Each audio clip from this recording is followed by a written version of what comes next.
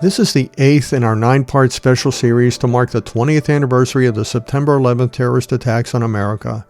We're calling this series 9/11, A Generation Removed.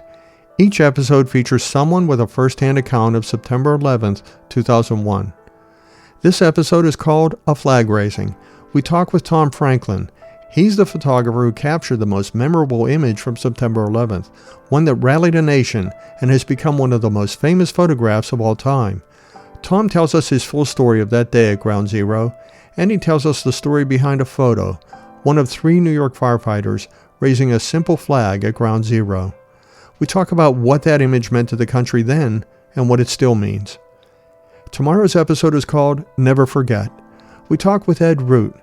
His cousin was Lorraine Bay, a flight attendant aboard United Flight 93 that crashed in Shanksville, Pennsylvania. Ed is active in leadership of a group called Families of Flight 93. In tomorrow's final episode in this series, Ed talks about the work involved in keeping the memories and the lessons of 9/11 alive. We're releasing a new episode each day, every day in this series, leading up to the 20th anniversary of the terrorist attacks, which is tomorrow. This Shaping Opinion podcast series is available on all major podcast channels and at shapingopinion.com. That's where you'll find complete information on the series and each episode, along with a link to every episode in this special series. 9/11, A Generation Removed. This is Shaping Opinion, a production of O'Brien Communications. Tom, where were you and what were you doing when you heard about the World Trade Center attacks? At the time, I was a staff photographer at the Bergen Record newspaper, which is a suburban newspaper in northern New Jersey, just outside New York City. I happened to be in the office early that morning for a meeting. I had just returned from the Dominican Republic, where I was working on a story related to baseball. And I happened to be in the office around 7:45 or so. And an editor came running in from the newsroom saying a plane had crashed into the World Trade Center. And so I ran over to the window. We could see the New York City skyline from our offices. And I could see a huge, plume of smoke. And I recall seeing a big gaping hole in the side of the tower and immediately knew that this was a big story. And I grabbed my gear and I headed down to my car.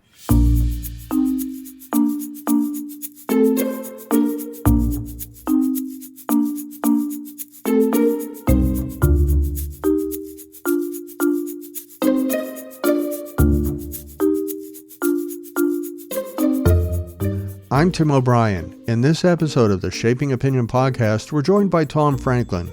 On September 11, 2001, he was a photographer at the Bergen Record, a newspaper in Passaic, New Jersey. On that day, the terrorist attacks would change the world, and a photograph that Tom took would change the way we saw that day. The premise of our podcast is simple. We talk about people, events, and things that have shaped the way we think. In this episode, we'll talk with Tom about the story behind that now iconic photo he took that day, one that gave a nation in shock and mourning something new, a sense of hope, and something to rally around, our collective sense of patriotism. Tom Franklin had just gotten back from an assignment in the Dominican Republic. It was 8 a.m. on September 11, 2001.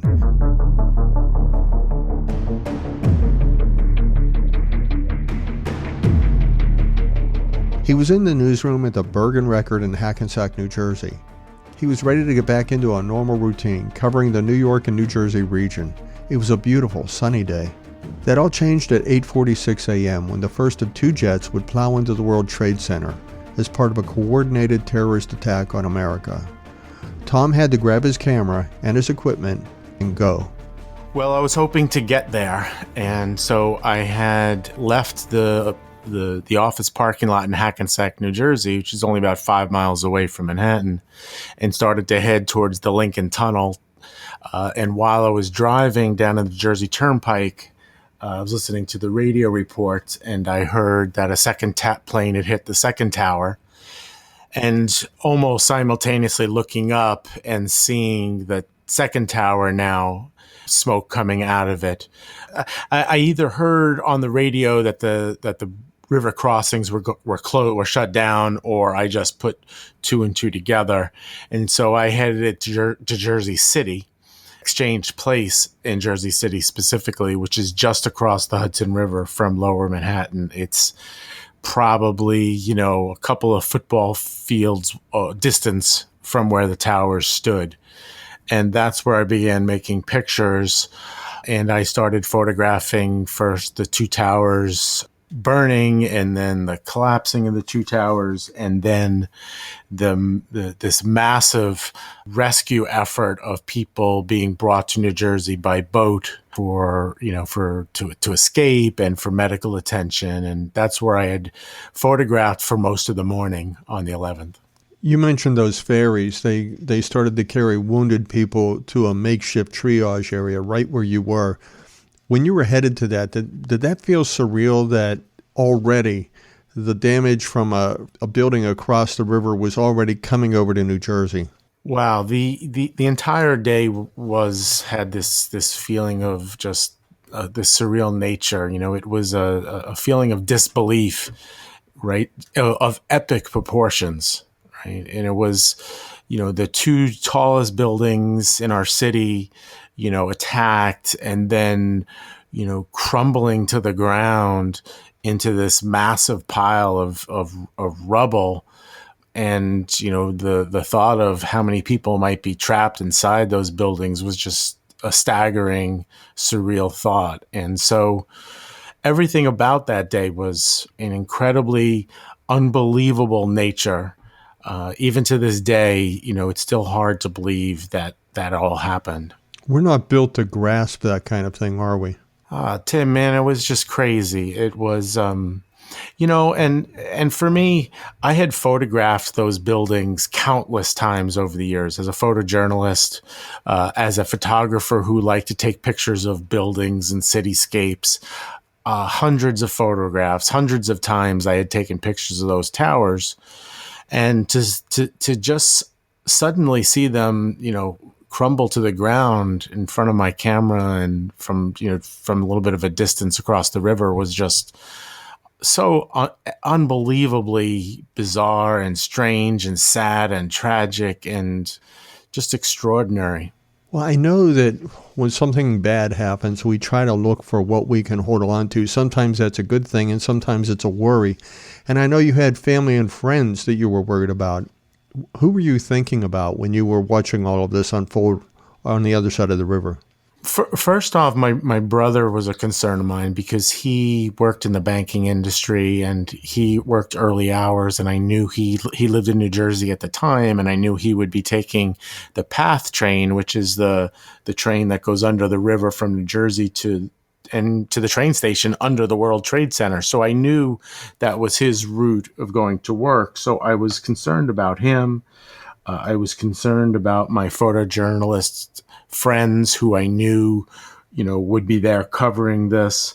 I was worried about, all the people who worked in those buildings. And, at various points that day, I was trying to think in my memory who I knew who, had jobs in the World Trade Center. And there were a number of people who came to mind. And of course, the people I didn't know, it seems crazy to actually say this, but I was thinking that there were going to be tens of thousands of people dead, right? Those are large buildings that have lots of employees. I just assumed the number was going to be so much greater than it was. And every single life that was lost that day is a tragedy. A part of me that day thought it was going to be even worse than it actually was. When you were photographing on that side of the river, were there any types of stories you were trying to tell through your shots, or were you just trying to document everything? The events that were unfolding were of epic proportions, and that was obvious from the minute I left the office in Hackensack. So I felt, this duty, as a photojournalist to make pictures and to document. I mean, that's what photojournalists do. That's what I had done for, the 20 years of my career leading up to that day. But that day I was keenly aware. I mean, I was hyper aware of just how important this record would be for recording what I saw. And that was my motivation. My motivation was to get close and to record and document everything that I saw as best I could. The skills that that photojournalists sharpen in terms of sizing up what's going on in front of them and sizing it up in a way to make photographs that are impactful and easy to understand and are accurate documents of what was going on was at the core of what I was trying to do. Well, I know around 12 noon, the ferries started to taper off, and the focus then was moving over towards the World Trade Centers and what was now becoming known as Ground Zero. You and a photographer by the name of John Wheeler were able to convince the police to let you take a tugboat across the river to New York. That was no easy task. How did you get from Exchange Place to Manhattan? So a couple of things happened. At the time I was working, I worked for the Bergen Record newspaper, and we had a website at that point. These were the early days of digital news sites. And so my phone was not working. So when the towers collapsed, much of the cellular service was out of service. But some people, depending on who your carrier was, where you were, had service. And so through a friend, or a colleague, I don't remember exactly, I was able to get a call through to my editor in the newsroom and to tell them where I was and what I had pictures of. And so they said, well, can you get back to your computer and transmit the pictures of what you have, even if it was just one or two photographs, so that they could get it up on the web. And they were also going to publish an early edition. And so I told them, I would have to leave the Exchange Place area to go do that. And they said, once I had a significant amount of photographs, to go ahead and do that. And so at this point, both towers had collapsed. So I ran back to my car, which was about a half a mile away. I started to download my pictures. And, in today's digital age, it's a little bit hard to comprehend, but downloading the pictures to a computer, then editing them and captioning and then transmitting them, that was a half-hour process. And in the course of doing that, I was able to send one or two photographs and then get back to the riverfront there because I wanted to get closer. And my editor wanted me to try and get to New York City. They said the photographers they had in Manhattan could not get down to the World Trade Center area. Could I, from my position, get there? And so I told him I would try. And so that's where I bumped into John Wheeler. And I did not know John very well at the time, but I knew him well enough. And he said, hey, he knew somebody in the police department there in Jersey City. And so together we went and we found the member of the law enforcement who was in charge. I can't remember if he was a captain or a chief or an assistant chief, whatever. But I remember us talking to him and he said, you want to go there? And we said, yeah. And, we explained we were photojournalists, and he said, okay. And he put us on a boat, and I can't remember if it was a police boat or a ferry boat. And we took the boat across the river, and that was in the early afternoon on the 11th.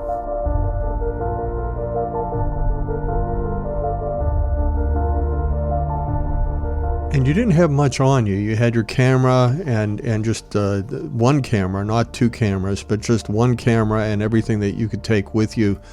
Something you had just mentioned, I just want to clarify, is that I started the day with two cameras. Well, most photojournalists will carry a minimum of two cameras. I had a Jersey City police officer was trying to evacuate everybody out of the area at Exchange Place. And while I was trying to argue with him that I needed to be there to document what was going on, I was spun around and a camera hit a light pole and it stopped working. And this was a very traumatic thing for me because I had lost images that were on that card that I had made up until that point. And I had to put that camera back in my car. And so when I was on that ferry boat heading to Manhattan, I only had one camera with me. And that was a bit of a problem because I was running out of space and I also had to keep switching lenses. And if you look at any of my photographs on that day, there's a tremendous amount of dust on my photographs. And that was because I was having to change my lens quite often and there was so much dust in the air. But when I got to Exchange Place in the afternoon, I had arrived at the marina at the World Financial Center. And it was just, it was like a scene of of mass destruction. As far as the eye could see, there was dust and debris that were spread across the landscape. There were things like, financial reports and paper and office materials like chairs, and just lots of mangled metal and ash, and this white ash, this gray ash, I should say. And it was just spread everywhere, and the air was thick. And I just made my way around the perimeter of the debris, photographing, the search and rescue. At this point, they were looking for survivors, and there was lots of water on the ground and smoke. It was thick. It was chaotic. It was chaotic because nothing was recognizable. Where the two towers were was just a massive, pile of mangled metal and this gray ash. It was a little disorienting, and just a very surreal scene. What kind of emotions did you go through yourself when you were trying to do your job, yet at the same time grasp what was happening around you? Yeah, that's a good question. I remember really struggling at times to understand what was happening, what had happened, why it had happened, who was responsible, and what about the people that I knew. Right, and at this point, I still had not had a chance to call my wife. I had a young son. My son was about a year old at the time, and I knew my wife would be worried because she knew this is what I did for a living. And so not being able to communicate with anybody was difficult. Another difficult aspect of this, Tim, was that I didn't have, there were no smartphones then. I didn't have any information about what had happened, right? Everybody who's listening to this now, who was of a certain age at that time, would have had more information than I had about what had happened. I knew the towers had collapsed and planes had hit the towers. But beyond that, I didn't really know much else. I did not know about the Pentagon. I did not know about the plane crashing in Pennsylvania. I learned about all these things later. And so it was just this mindset of documenting what I saw, trying to compartmentalize my emotions about my loved ones, and just trying to focus on the job of making pictures. You also say too, Tim, at this point in my career, I had covered a lot of big events. I had covered presidential campaigns. I had covered the World Series and the Super Bowl. I had been at big events, and these events are important because they're stressful for photojournalists. The intensity is heightened, and the importance of the pictures is really important. And so these events had prepared me for working under pressure. I had also covered earthquakes and natural disasters like, hurricane devastation and things like that. And again, all these things had prepared me for what I was, what the job at hand was on September 11th. What you said reminded me of something I read in preparing for this interview. I looked up some other photographers who took iconic photos, and I wanted to find out how they approached their job. And there was one photographer, you probably know his name and his story, Eddie Adams. He took the photo of that South Vietnamese general who was executing the prisoner with a gunshot to the head, and that is one of those photos that was credited with changing the perceptions of Vietnam. But the interesting thing that he said, Eddie Adams said, was that he took this photo of a man being executed right in front of him, and he didn't think twice about it. He went to lunch after that, and it bothered him a little bit because he had become so desensitized to the violence that he had been seeing. And I wanted to ask you about that because you had no preparation. You went to a normal workday in New Jersey, and here you are thrown into what amounts to a war scene. How would you classify how you compartmentalized your emotions and maybe even being desensitized to what you were seeing in front of you? Okay, wow. So a couple of things. So one of the nice things that happened to me after 9/11 is that Eddie Adams and I became friends. And I knew Eddie pretty well in the years after 9/11 and got to know him pretty well. I was involved with a workshop that he founded in his name for young photojournalists, and I had asked him, lots of questions about that picture, and, he was not real comfortable talking about it. It was a tired subject for him, but I kind of knew what he, how he felt about as you say, being desensitized about it, being detached, I think would probably be a better way. The photographs, have a life of their own, especially when you make an iconic picture like Eddie's photo from Vietnam, and it becomes about the picture and less about the person who made the picture. And so I don't really know how Eddie felt. He did not really like talking about it when I was in his company, but I could imagine, that's part of what goes into being a professional. It's a matter of separating yourself from the work that you do in a way that you can do your job successfully. As far as compartmentalizing my emotions, I think that those big assignments I had before 9/11 had prepared me for that. Prepared me for focusing on, what the job was, which was to make pictures and not be caught up in the emotions of, what if, or, what my personal connection to that event was. And I think for a few moments on 9/11, when I did start thinking about those things, I was paralyzed momentarily, with worry and concern. And I remembered on 9/11 bumping into a colleague of mine, Mike Kelly, who's a columnist, an esteemed columnist at the Bergen Record. We bumped into each other that day, and I remember we had a moment to try and just talk about our own personal feelings that day. And I told him, I was worried about my brother and my friends that worked there, and he's like, "Tom, you gotta put that aside for now. You can't control it. Just focus on your job." And that was really helpful. And so that's what I did. And, that's part of, what being a professional photojournalist requires.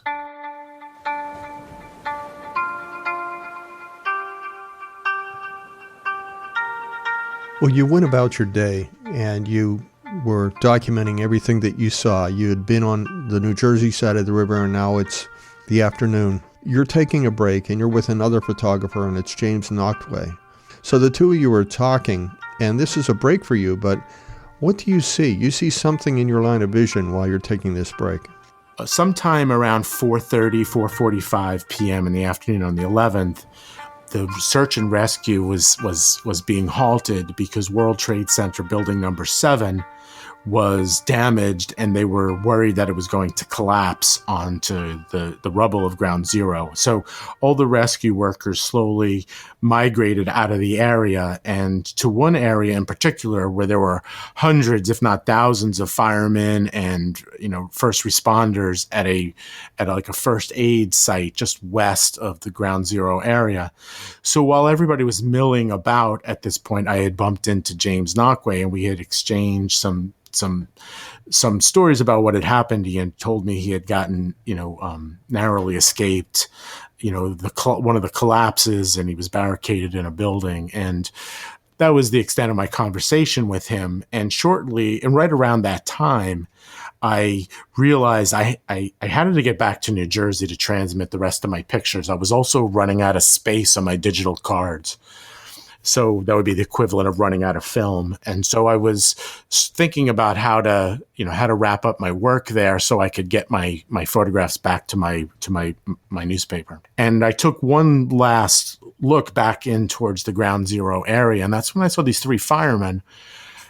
So I saw, these 3 firemen standing on this little bit of a rise on the southwest corner of Ground Zero of the area of the rubble, and they were fumbling with this flag. And so I saw that they were, it looked like they were going to do something with the flag. And so I started to take pictures of them, and then they raised this flag up the pole, and I shot a burst of photographs.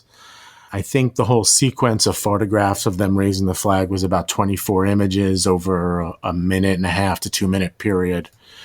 And I photographed them from about roughly 30 yards away and never spoke with them. I ended up walking up to the landing where they were at and walked right past them and did not really pay it that much attention other than the fact that, I did recognize the symbolism, what they were doing.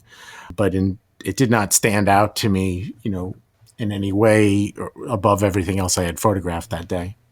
And the 3 firefighters that you shot were William Eisengrein, Billy Eisengrein, George Johnson and Daniel McWilliams, or Danny McWilliams. They were the three firefighters. And the story that we now know is they found an American flag on the back of a yacht inside a boat slip at the World Financial Center. And they took that flag and decided to raise it as a statement. And the way Danny McWilliams described it, it would be a statement of loyalty and resilience for the firefighters. Now, as you mentioned, you took this shot and you walked past them. Is there a reason why you didn't exchange names, phone numbers, contact information when you walked past them? Yeah, it's a good question. No, I did not engage with them at all. I photographed it from a little bit of a distance. As I said, I was about 30 yards away. And when I photographed it, I certainly recognized the symbolism of what they were doing. I recognized the similarity to Joe Rosenthal's, famous photograph from Iwo Jima. But those were just, fleeting thoughts that had run through my mind. And when they had raised the flag up, I knew I had a good photograph of it. And I ran up to the area where they had climbed up to this ledge. And I probably, in hindsight, should have gotten their names and a little bit of the story from them. But, compared to everything else that I saw that day, you have to remember that, I saw the two largest buildings in New York City collapse. I saw, massive destruction of epic proportions.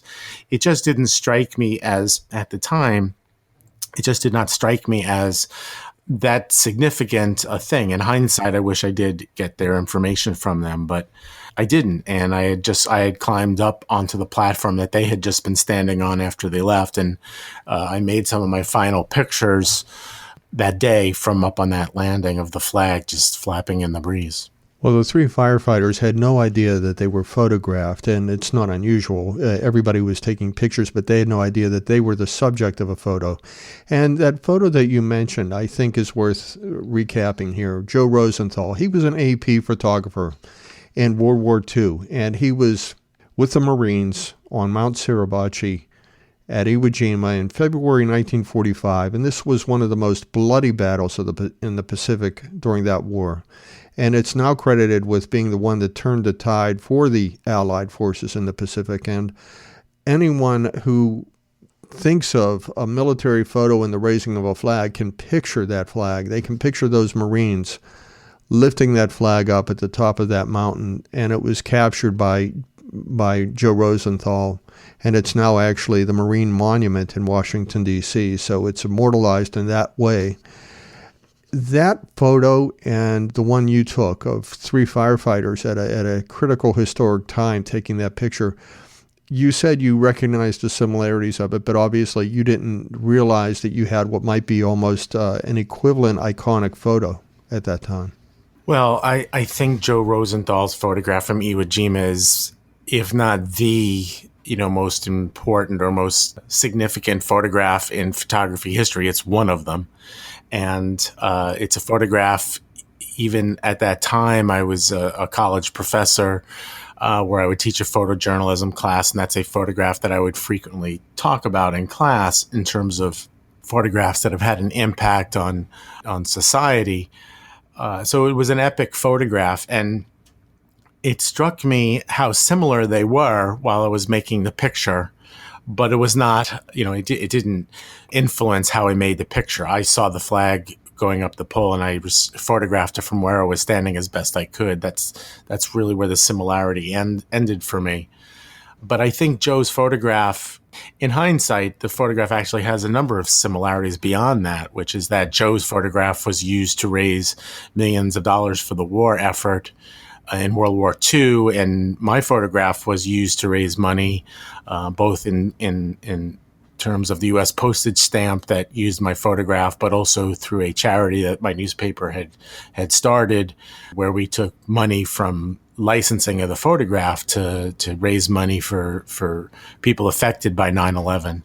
So there are similarities in that regard. And I also should add, too, that through my friendship with Eddie Adams, I met Joe Rosenthal and had a sit-down conversation with him, which was one of the real joys of my life, to be able to have a conversation with him about it. But similar to Eddie, Joe did not really want to talk about the photograph. He wanted to talk about, other things.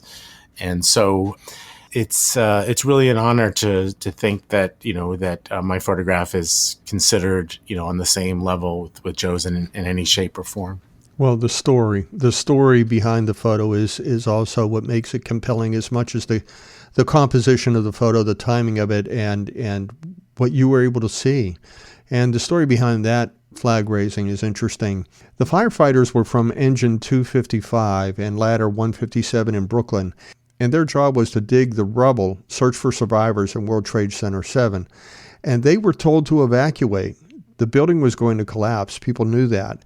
And that's when Danny McWilliams, he saw the yacht that was called the Star of America, and that yacht was owned by Shirley Dreyfus. She worked for the Majestic Star Company in New York, and she owned that yacht. Danny McWilliams just grabbed the flag and its pole from the stern, and he rolled it up, and he said he made sure not to let that flag touch the ground. And he took it to that evacuation area, and Danny was with Ladder 157. He passed George Johnson, and George Johnson, another firefighter, to ask him for his help. Then they ran into Billy Eisengrein from a team called Rescue 2 from Brooklyn. And Billy and Danny knew each other. They were childhood friends. And so the three of them found a flagpole within the rubble, and it was about 20 feet off the ground on West Street. And that's when they created an improvised ramp to climb up to the pole and raise that flag, and you got that shot. What did you see and hear around you? I know you were looking through your lens and focused on getting your shot, but do you remember what you heard or what the reaction was when they raised that flag? Nothing at all. I mean, it happened very quickly without any fanfare. I was not aware of anybody. At the time, I was not aware of anybody else photographing it or even watching, for that matter. I did come to learn, later, that two photographer colleagues of mine had made a picture of it from an upper window, Lori Grinker and Ricky Flores. And their photographs are very similar to each other. They're kind of a wide angle shot from up above of the flag raising.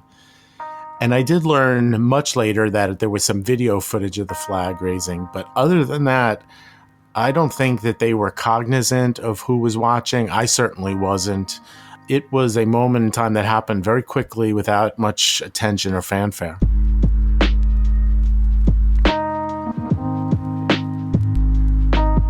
Like anything, you took so many shots, and you never know exactly which one is going to be the shot, even for that assignment, let alone beyond that assignment. You had to get those photographs transmitted. What was your next step after you were able to wrap things up? You had to get those photos back to the newsroom, didn't you? Yeah. So I had shortly after making the flag raising photograph, I had filled up my data cards. I had no more space for photos. And so then I had to figure out how to get back to New Jersey. At this point, there were no more rescue boats heading back to New Jersey. So it took me a little bit of time, and I was able to get on a police boat, but they didn't take me where I needed to go.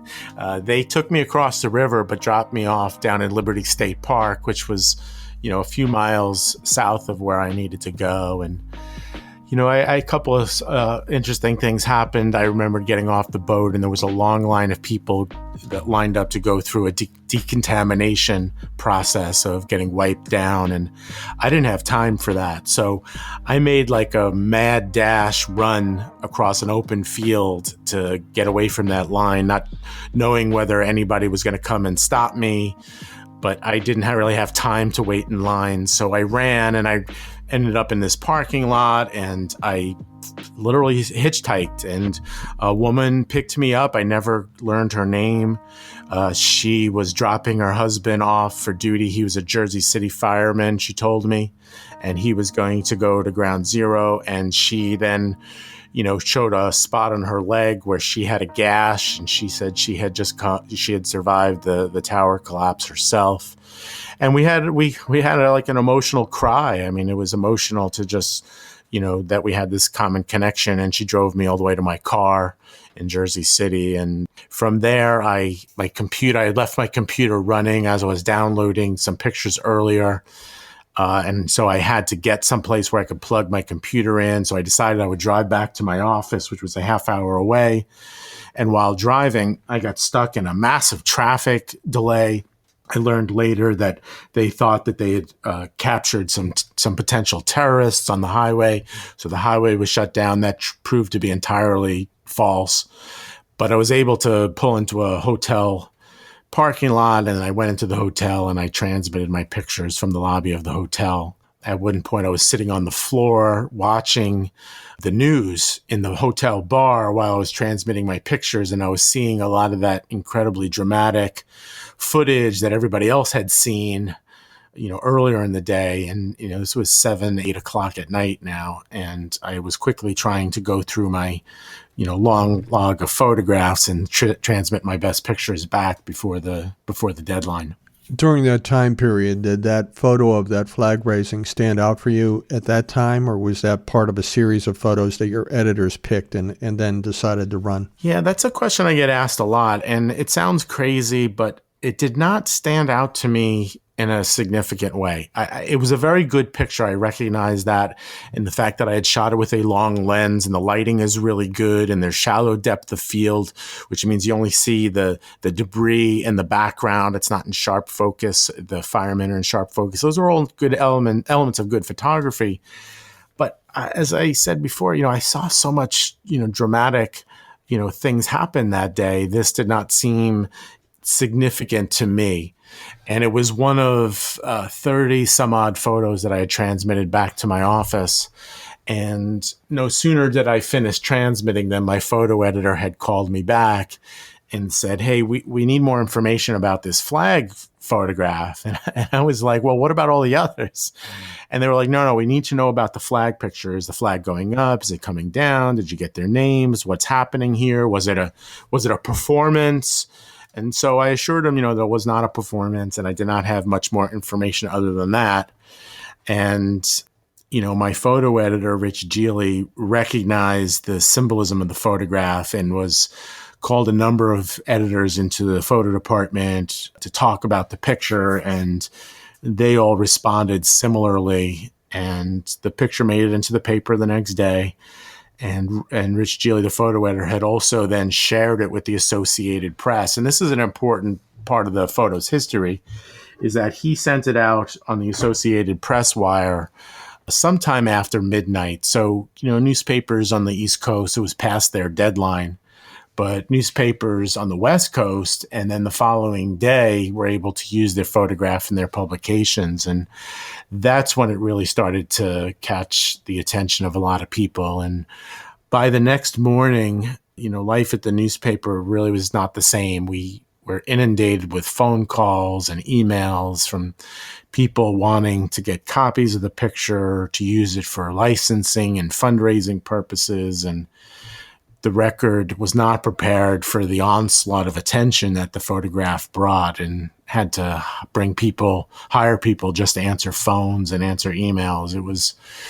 It was pretty crazy. It's very hard for people to understand what that kind of, hyper attention is like, but it was just a whirlwind. Well, that point you made about Associated Press, I think, is worth mentioning. The people that may not understand how the AP works, but the Associated Press is an organization made up of newspapers and news organizations, and they share their content, not all of it, but they share certain things. And so if they post a photo like yours to the AP line, any AP member, anybody with that AP wire can run that photo. And at that time, 2001 now, we're talking about the age, as you mentioned, before smartphones and before this viral nature of the internet the way it is today. So it would have been a wire service that would accelerate an image like that. It wouldn't be a smartphone or somebody sharing a text to another person. That was the way things got out. And you mentioned life at the newspaper was not the same the next day. According to my research on this, the newspaper received 30,000 requests to reprint that photo. And they granted those requests as long as it was used for a not-for-profit purpose. But as you mentioned, it wasn't long before fundraisers started to want to use the photo, and even people had commercial designs on it. So the newspaper had to draw a line there. But in a smart way, the image was used. And you mentioned earlier that the photo was used to raise money for relief funds. The image itself even became a U.S. postage stamp, and the title of that was called Heroes of 2001. These are the kinds of things that kind of take a photo from a newspaper and give it an entirely different life. When did it dawn on you that this photo was going to be something much more than just a news photo in a number of newspapers? So first off, by the next morning, it was very apparent that this picture was receiving a lot of attention. And as I mentioned, we had to bring people into the photo department just to handle the phone calls. You also have to keep in mind that the newspaper, which circulates in northern New Jersey, at that time, there were hundreds of people missing. There were hundreds of people dead or missing as a result of 9/11. And those were stories that we had to go out and report on. And so the newspaper was trying to deal with this, the largest story of our time, at the same time receiving this unprecedented amount of attention and demand from people wanting to use the photograph. So the company really had to quickly mobilize. And one of the things they did was they started this foundation. It was started the next day. And they decided that they were going to use some of the monies from the photograph licenses for charity purposes. And I was part of that process. We, as the newspaper, as the journalists, wanted to protect the image so that it would not be misused in a way that would either be viewed as crass or disrespectful. And a lot of the requests for using the photograph were crass and disrespectful, in our opinion. So we had a very difficult time deciding where to draw the line. People were sending us items with the photograph printed on it, things like office chairs and light switches and, really silly tchotchke-like items. And we had to separate that from legitimate things like charities trying to print T-shirts to raise money for sending workers to Ground Zero for the search and rescue. And so there were lots of complicated decisions that need to be made very quickly as a result of the picture, gaining such popularity.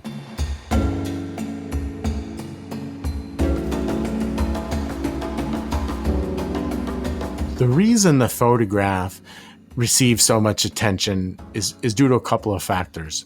One, it was one of the only photographs related to 9/11 that could be perceived as a positive image, right? There were tremendous photographs made that day. Photographers did an extraordinary job that day documenting that day. My photograph wasn't about the death and destruction or the crumbling of those two towers. It was about feelings of emotion and resilience and patriotism. So therefore, that drove an emotional aspect of my photograph that separated it from many of the others. And the other thing was the similarity to Joe Rosenthal's pictures, which, for the World War II generation especially, brought back feelings of, empowerment of the United States and our role in the world. So it became a source of attention for a variety of reasons. I think the commercial aspect of it, the connection of Rosenthal's photograph from Iwo Jima, and the fact that it was a photograph of patriotism and resilience. And I think the mood that people may not know, especially a generation that wasn't born at that time, would not have any idea. The mood of the country at that time, they were just devastated. They were just shocked by these terrorist attacks in 4 locations, 2 buildings in New York and 2 other locations. And nobody was quite sure if the attacks were complete. Nobody was sure what was going to happen next. People were angry and they were in shock and they were worried. And yet your photo comes along the next day and then the days following that.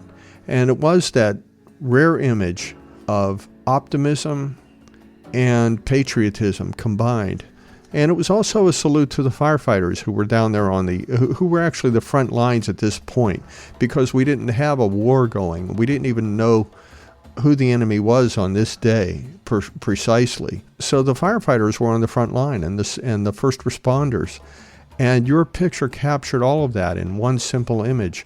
Did it dawn on you very early then that this was going to take on a life of its own? Well, you raise a really good point there that I had not touched on, which was that it depicted 3 firemen, and everyone felt tremendous, emotion towards the firemen, right? The firemen who had to rush into those burning buildings, to try and save people, knowing they may never come out. And then the tragedy of having lost so many firemen. So the firemen were the soldiers, the frontline people. And I think my photograph helped connect them in a way that made them really feel good about, about our country, that these were firemen who selflessly gave of themselves. And so I think that's, a big driving factor of the photograph's success. I saw something where you were interviewed and you used the word humbled, and that is one that came to mind because when you played a role in this and you talked about how as a photographer you're always looking to get that big photo, that one that puts your name out there on the map. But when you're actually living it, and you're concerned for the people around you and you're concerned with the country, it's a very humbling experience when you're going through it, isn't it? I really don't know how to be any other way. I mean, look, we can never forget that this is a photograph that represents an event where thousands of innocent people died in the most horrific way possible.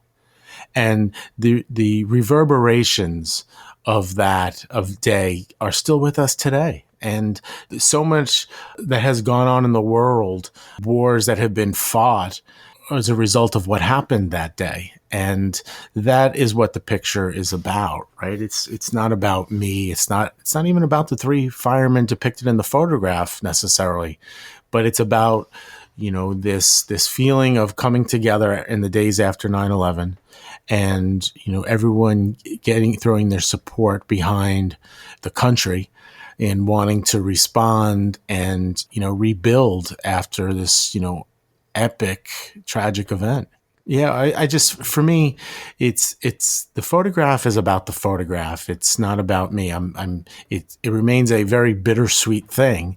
I'm very proud of the photograph. I'm very proud of the fact that it's raised over $10 million to help people. And it helped victims of 9/11. There was money left over that FEMA turned over to help victims of Hurricane Katrina. And as a journalist, to know that any work that I did helped people in a tangible way like that, to the tune of $10 million, or really, really close to $12 million when you consider the money that the record raised also, that is something I'm very proud of and I feel very good about. That day, at the end of that day, when you were done transmitting those photos, you went home to your wife and your son. What went through your mind at the end of that day?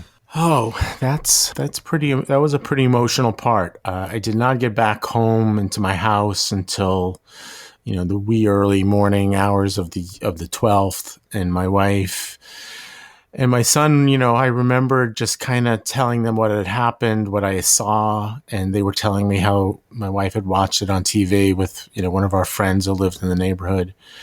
At that point, I had learned through my wife that my brother was okay, and that I remarkably did not know anybody personally who had died in the towers. I did come to learn that I knew many people who knew people who died. In fact, I would go years before I would not meet somebody on a daily basis who did not know somebody who died.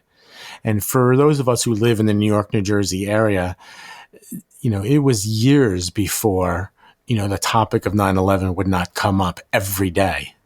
Where especially people would see me, as on assignments or in different settings and want to tell me what they were doing on 9/11 because of my connection to the event. And so, the emotional aspect of that was something that lingered with us a really long time, as it should. And I remembered being invited to go speak at different venues around the country, and the feeling was not the same. It was not the same as it was in New York and New Jersey. And I'm getting emotional right now just talking about that. How personal this was for those of us who live here. It's been 20 years since the terrorist attacks and that photo.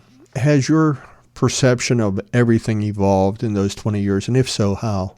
As a photojournalist, things have changed dramatically. In fact, if you could think for a second what 9/11 might have been like in the age of social media, right? What it would have been like, for those people in the buildings, having access to Twitter and Facebook and other social media platforms in the moment, and what that might have been like for people on those airplanes, or perhaps, I think the social media aspect of it is something I think about pretty often.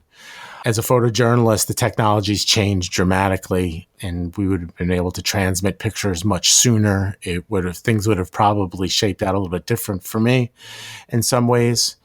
In terms of what the country has done, I think prior to the pandemic, I think you could point to a lot of the problems going on in the world to what had happened on 9/11, including armed conflicts and wars that we had gotten involved with on a daily basis, how difficult travel has become. These are all things that I think about or happen as a result of that day. And, we're currently living in this horrible pandemic, and this has become the story of our time. But prior to that, 9/11 was the story of our time. And in some ways they're similar, but in many ways very different. 9/11 was a really shocking, horrific, cut at the core, and something that, even now causes me to get emotional and, breaking down in tears sometimes thinking about what had happened. Whereas the pandemic is kind of a slower story. It's not something I think about on a regular basis. It's hard to believe 20 years has passed, but, anniversaries are just anniversaries. And, it doesn't lessen the importance or the significance or the loss, that occurred that day. This is one final question. It's sort of an esoteric question, but I'm curious as to what your thoughts are on it. Because there's a saying that a picture says 1,000 words. It's a cliche. But your photo, the one of 9/11, how many words did that photo say? The photograph is a bittersweet thing. It's a photograph that has been widely replicated and used for a lot of and used in a lot of positive ways. The fact that it appeared on a postage stamp to raise over $10 million for people who were impacted by 9/11 speaks volumes about how a photograph can touch people and could make people feel an emotion that other media can't, such as video or the written word. So I don't really know how to answer your question other than to say that before 9/11, no one had to convince me of the power of photography. And certainly after 9/11, that reinforced my belief that I've always held, that photography is a very powerful tool and it creates the memories of our lives. And that photograph is a lasting memory for a lot of people. And, here we are 20 years later, and I still receive letters in the mail or an email, asking for copies of the picture or to sign copies of the picture because it means something to people. That speaks volumes in a big way on the power of the photograph. Tom Franklin, thank you for joining us today. Thanks, Tim. I enjoyed talking with you.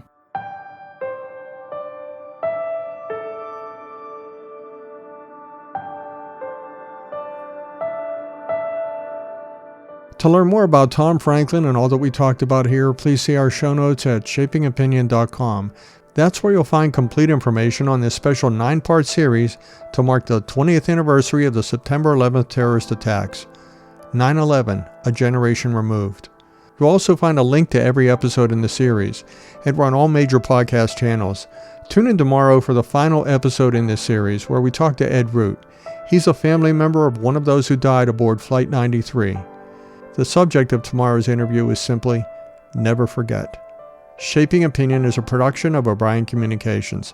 This is where we talk about people, events, and things that have shaped the way we think. Until next time, I'm Tim O'Brien.